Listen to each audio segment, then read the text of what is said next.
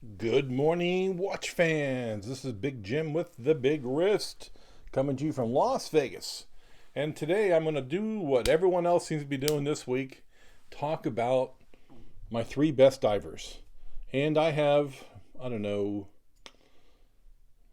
I have a lot of watches that are dive style. And of course, when I was a diver and I dove a lot, I dove for probably every day for 2 years and then every couple of months for another 5 years. So I dove quite a bit for a long time, and I always wore a G-Shock. It's just what I had on my wrist.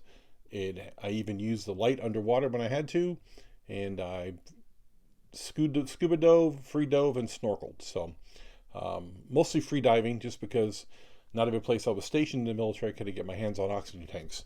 But when I did dive, I used a G-Shock. But nobody really thinks those are divers, even though they are all definitely dive rated watches. But I used them quite a bit, and I never had to time my. We always use a dive computer or a specialized timer just to time the dive. So, and of course, when you dive, you never dive alone. But when I free dove, 30, 40 meters max, 10 to 15 meters, 30 to 50 feet max, I pretty much did it on my own. I was spearfishing and goofing off and just enjoying myself. So, sometimes it's not too smart to do, but everybody knew where I was, and I really, really enjoyed the time underwater and just couldn't get many people to go with me. So now that I'm older and have a lot more money to spend and I know what I'm doing, I know G-Shock isn't the best solution for diving, and diving bezels serve a really good purpose for measuring your dive time. And in fact, the Seiko bezel is a 20-minute bezel for a reason, because 20 minutes is typically how long a tank will last. And then you got to get up. So, anyways, divers. And here are my three best divers. In order of value, the Omega Seamaster Professional 300 GMT is a 1,000 foot rated diver with a GMT bezel. It is a friction fit bidirectional bezel, but it is dive rated. Be very tough to time a dive with this, but you could do it because this bezel is extremely tight and you're not going to actually accidentally move that bezel once it's in place. You could do that. You could use it. You could set your dive bezel to, say you dove right now. It's 7 minutes till. You have it 20 minutes down, so you'd set your bezel to right 20 minutes would be 5, 10, 15, 20 be right there. So you'd probably set it for 18, so set it on the 1, 2, 3, I'm sorry, the 12 o'clock, 1 o'clock, 2 o'clock. You set it for the 2 o'clock indice, and when the bezel came, when that minute hand got over there, you'd be out of air. So the Seiko already has it built in, so you just have to move the bezel it's a unidirectional bezel. It is my most used dive watch. And the deep blue, this is a $3,500 watch when it's in excellent condition, about $2,500 in beat up used condition. This watch is made in 98. The Seiko Save the Ocean was made in the late 2020s, maybe 2019, 2020. It is a 200 meter rated bezel. It is the only Prospex rated, but actual rated diver I have, because it's a Prospex model. That's the Seiko version of a rated diver. Very nice rating. And this is an unmolested, unmodified watch, so it still has all its original seals. It's in excellent condition and never been opened. And this deep blue, is while not rated, is rated for, technically dive rated. It is rated for 1,000 meters because of the thickness and the gaskets and everything else. And it has a helium escape valve right here. So when you come up from too deep for me, the watch will want to pop its crystal. So you release the escape valve, and that'll let the helium out that gets trapped in your ascension. So most people will never have to worry about that kind of diving. It's very deep diving, and just never got to worry about it. If your crystal's going to pop out, it's going to pop up because you're banging on something. So this is sapphire. This is sapphire. This is hardlex. Hardlex on a real diver. Why? Sapphire will shatter. It won't crack and it won't scratch, but it will shatter. Hardlex, it will scratch, it will crack, but it won't shatter. Period. You can bang this thing around, you can chip it, you can crack it, but it will not shatter. So, but it will crack, and it will scratch to death. But a lot of dive watches, professional dive watches, were originally using Hardlex because it is extremely tough and very stable, and won't spontaneously explode. If you hit this just wrong, I've seen Rolexes and Omegas both. If you hit them just wrong, they'll just shatter. That's it. The crystal will shatter. It's hard to do. It doesn't happen very often, but when it does, it's catastrophic. Hardlex won't do that. Hardlex is tough. I like Hardlex. You can pound it on all day long. I'm a big fan of Hardlex. And I have no issues whatsoever with a watch that uses Hardlex. No problem whatsoever. I think it's every bit as useful as Sapphire. Sapphire is nice because it never scratches. It's very hard to scratch Sapphire. But Hardlex is tough as nails. Good stuff. Seiko really knew what they were doing when they introduced this to the watch world. So, of these three watches, I think you obviously can tell that the Seiko is my favorite. I've had it the longest. It's a $550 watch, Save the Ocean style, but Seiko Samurais. They're around $400. Special editions are around $600. They are, in my opinion, Seiko's best value dive watch. They're just excellent value watch. There are a lot of them to choose from. There's Turtles and Samurais and all kinds of other things. There's, Maz 62s and all kinds of watches to choose from. When they have that little X right there, that means prospect. It means it's an actual diver.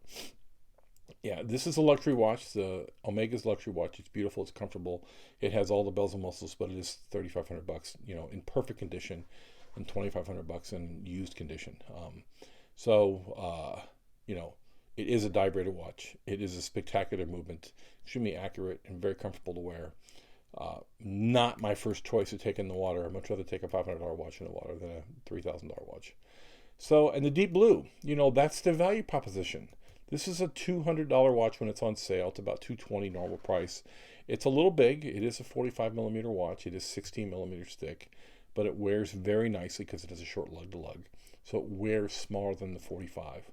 I think the Seiko at 42 millimeters wears true to 42, and I think this at 41 millimeters wears a little small, just because of the way it's designed. But that's just my opinion, So the deep blue wears a little small, the Seiko wears true to size, and this wears a little small also, in my opinion. Of the bracelets, of course, the $3,000 bracelet's nicer than the other two. The original bracelet for here has a stamped clasp. It's kind of crappy. I didn't care for it.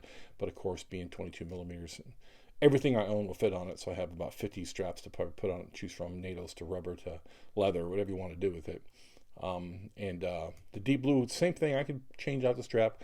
But the deep blue actually has, it has a Jubilee style strap, and, it has a double pusher, and it has a milled, much nicer than the Seiko was. And the Seiko costs more than twice as much.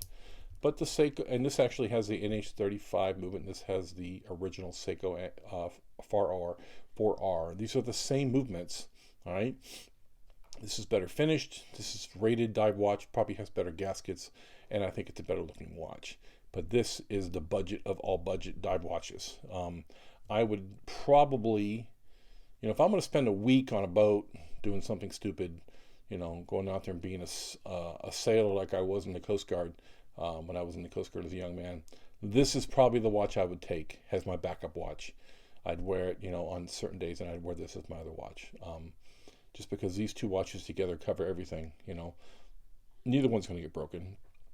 They both have very good bezels. In fact, the deep blue, for a $200 watch, it's a great bezel. Just really, really good motion.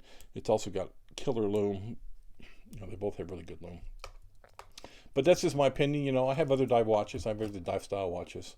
And I don't have a real quartz diver. This is a 100 meter rated with a bezel, and it's quartz. It has a very, very good bezel on it. You can hear it. Very secure bezel, very good for timing stuff. I actually do wear this quite a bit. As a quartz diver goes, pretty nice. It is only 100 meter rated, but it has fantastic lume, and it has a light that you can use underwater.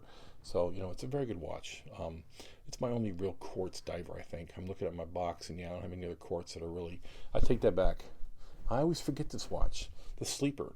The $50 sleeper. Let me put that in there real quick. This is the Casio Duro. Comes in black and blue, and it comes in this black and gold version. And you know, it is, let me get this zoomed out a little bit. You know, the Casio Duro is the sleeper of all the dive watches. It's a 200 meter water resistant watch. It is very popular with the watch geeks. You know, it's almost so cheap it's disposable. You know, 50 to 75 bucks brand new, used on eBay for 50 bucks for almost anything you want. And you know, really hard to beat this.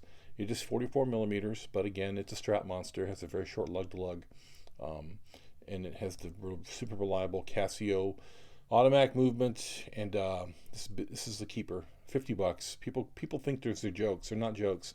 This is a legitimate dive watch, in my opinion. You know, I could substitute this with any other watch on here, and I would not feel shortchanged going in the water in any way, shape, or form. This has been in the pool. It's been in the lake. It's been washing cars. It's done quite a bit. You know, it is not as nice a watch as the other ones. It is not an automatic, so you know, it doesn't get a lot of love, but it's still a great dive watch. So I really have to say, you know, these are my 5 watches that have all been used in a dive style situation. And the Seiko's been used more than anything else. I've had the Seiko the longest, but everything else here, these are all great dive watches. You know, dive style watch. This Casio is dive style. This Casio is an actual dive rated watch. You know, 200 meters. This is 100 meter. You know, this is just a great watch. Is it 200 meters or 100 meter? Hell, gonna make a liar out of me, huh? It might be only 100 meter. It might. No, it's a screw down crown, so it must be 100 meter rated. Let's take a look real quick. Yeah, it's 200 meters. It's a dive rated. It's a diver's watch. You know, I've got so many watches, I forget what I have here in front of me. That's just me. You know, I'm an old man now, all kinds of memory problems. So, you know, these are my dive watches. And if I had to pick 3, these would be the 3. I do like automatics. I prefer automatics, but I have a lot of quartz. You know, you could spend $3,000 or $500 or $200, or get lucky on Amazon or eBay and get this for 50 bucks like I did. So these are all great watches. Please enjoy. Catch me on the next time.